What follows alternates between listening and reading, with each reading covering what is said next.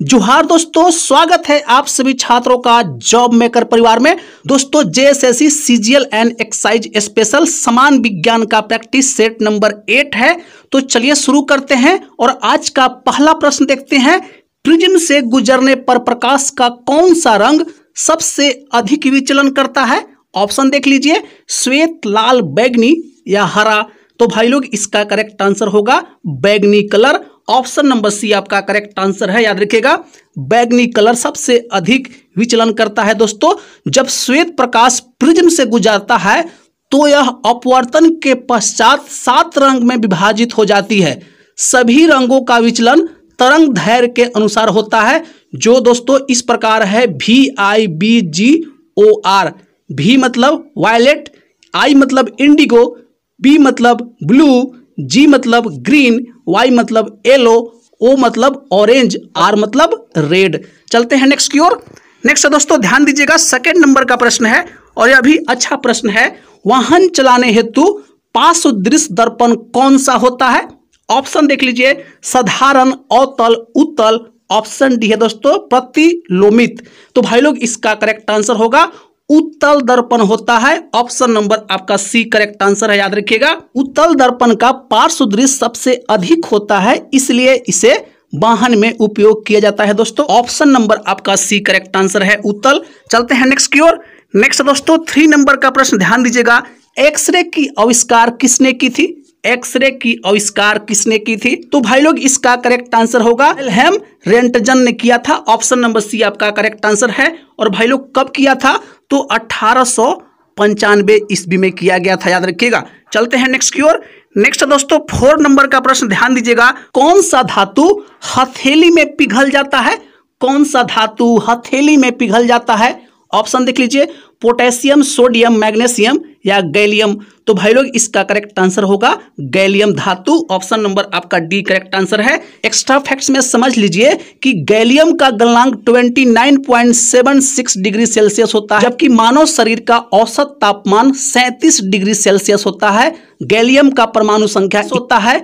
यह आवर्त सारणी समूह 13 में स्थित है। दोस्तों चलते हैं नेक्स्ट की ओर। नेक्स्ट है 5 नंबर का प्रश्न ध्यान दीजिएगा।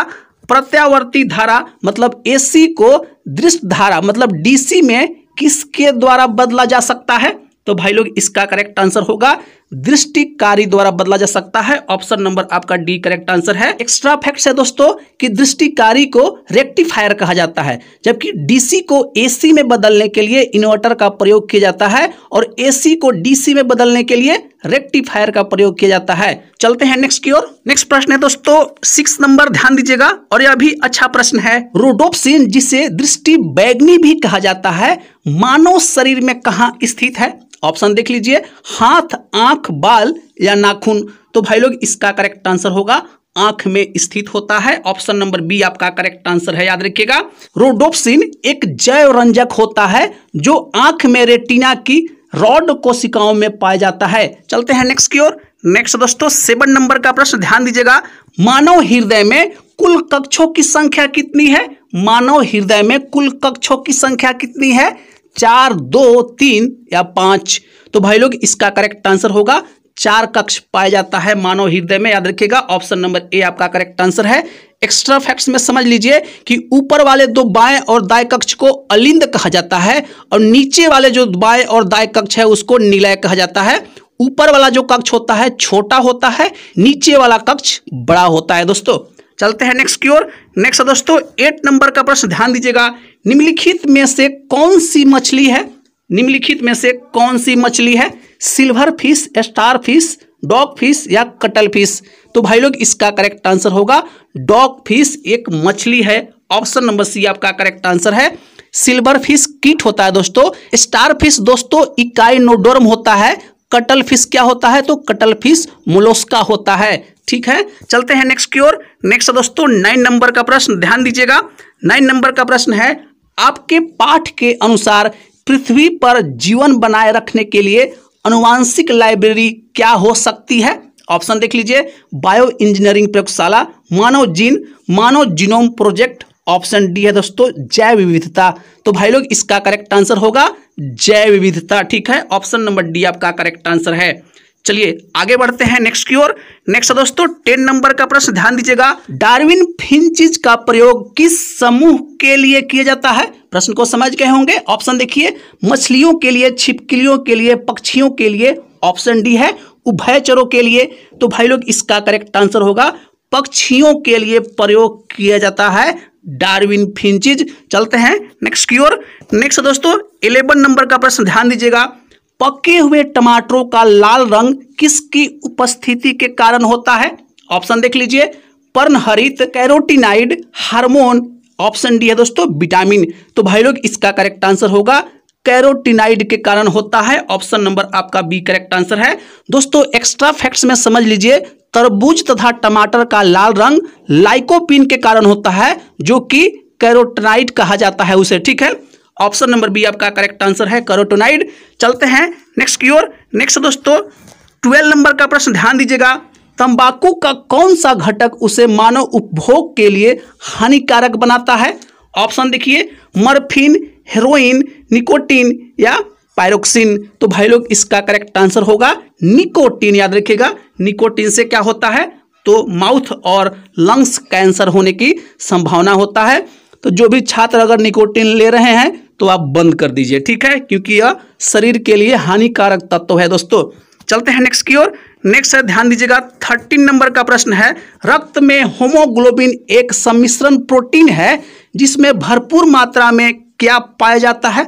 ऑप्शन देख लीजिए, लोहा, रजत, तांबा या स्वर्ण। तो दोस्तों इसका करेक्ट आंसर है लोहा पाया जाता है। याद रखिएगा होमोग्लोबिन में। ऑप्शन नंबर ए आपका करेक्ट आंसर है। चलिए नेक्स्ट की ओर चलते हैं। नेक्स्ट दोस्तों 14 नंबर का प्रश्न ध्यान दीजिएगा। ईसीजी किसकी गतिविधि को दर्शाता है? ईसीजी किसकी गतिविधि को दर्शाता है?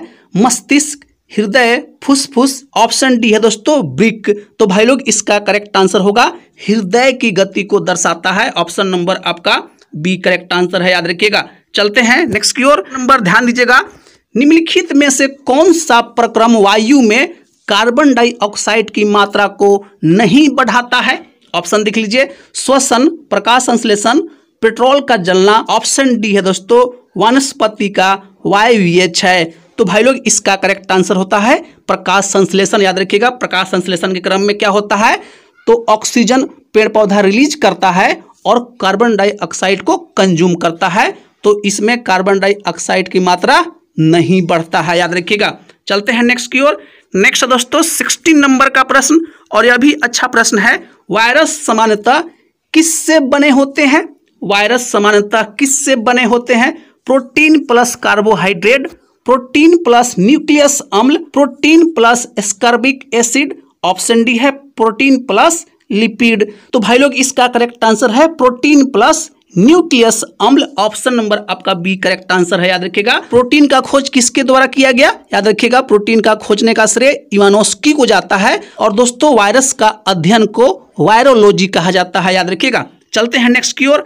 नेक्स्ट दोस्तों 17 नंबर का प्रश्न ध्यान दीजिएगा, और यह भी अच्छा प्रश्न है। योग्यतम की उत्तरजीविता की संकल्पना का समर्थन सबसे पहले किसने किया था? ऑप्शन है दोस्तों ओपरिन ने, डार्विन, स्पेंसर। ऑप्शन डी है दोस्तों हैकेल ने। तो भाई लोग इसका करेक्ट आंसर होगा डार्विन। याद रखिएगा ऑप्शन नंबर आपका बी करेक्ट आंसर है। योग्यता की उत्तरजीविता की संकल्पना किसके द्वारा किया गया था? याद रखिएगा डार्विन के द्वारा दिया गया था या समर्थन किया गया था।